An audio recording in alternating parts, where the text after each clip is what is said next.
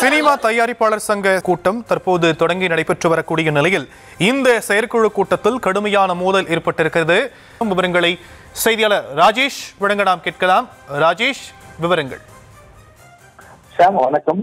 தமிழ்நாடு திரைப்பட தயாரிப்பாளர் சங்கத்தினுடைய பொதுக்குழு கூட்டம் சென்னை எழும்பூரில் இருக்கக்கூடிய தனியார் மஹாலிலே நடைபெற்று வருகிறது. இதில் 150க்கும் மேற்பட்ட உறுப்பினர்கள் பொதுக்குழுவிலே கலந்து கொண்டிருக்கிறார்கள். முதலிலே தீர்மானங்கள் வாசிக்கப்பட்டது. 23 தீர்மானங்கள் வாசிக்கப்பட்ட நிலையில் அந்த தீர்மானங்கள் எதுவுமே முன்வரிசையில் இருந்தவர்களை தவிர்த்து மற்றபடி அரங்கில் இருந்த யாருக்கும் கேட்கவில்லை.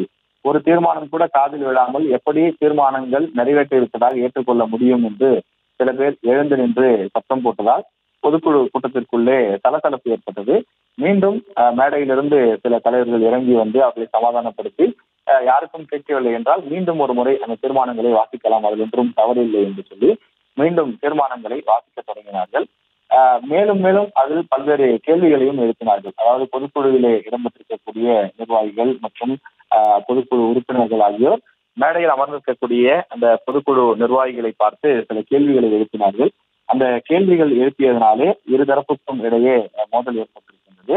இதனால் இந்த வாக்குவாதம் கடுமையாக ஏற்பட்டு உள்ளே இருந்த கேமராமேன்கள் அனைவரும், செய்தியாளர்கள் அனைவரும் வெளியே செல்லுங்கள், இது எங்கள் குடும்ப பிரச்சனை, நாங்கள் பேசி தீர்த்துக் கொள்கிறோம் என்று சொல்லி அனைவரும் வெளியே அனுப்பிவிட்டார்கள். வெளியே வந்த பிறகும் தொடர்ந்து செய்தியாளர்களையும் ஒளிப்பதிவாளர்களையும் வசைப்பாடி இந்த இடத்தில் நிற்க வேண்டாம், இங்கிருந்து புறப்பட்டு செல்லுங்கள் என்பது போல ஆவேசமாக சில பேர் பேசினார்கள். தொடர்ந்து இந்த பொதுக்குழு கூட்டம் நடைபெற்றுக் கொண்டிருக்கிறது. ஆனால் வாக்குவாதம் ஓய்ந்தபாடில்லை. தொடர்ந்து வெவ்வேறு பிரச்சனைகள், பழைய பிரச்சனைகள் ஆகியவற்றை எல்லாம் பேசிட்டு காண்பித்து இதற்கு ஏன் பொதுக்குழு தீர்மானங்கள் நிறைவேற்றப்படவில்லை, இது குறித்தெல்லாம் சங்கம் பேசவில்லை என்று சொல்லி பல விஷயங்களை குறிப்பிட்டு தொடர்ந்து வாக்குவாதங்கள் நீடித்து வருகின்றது.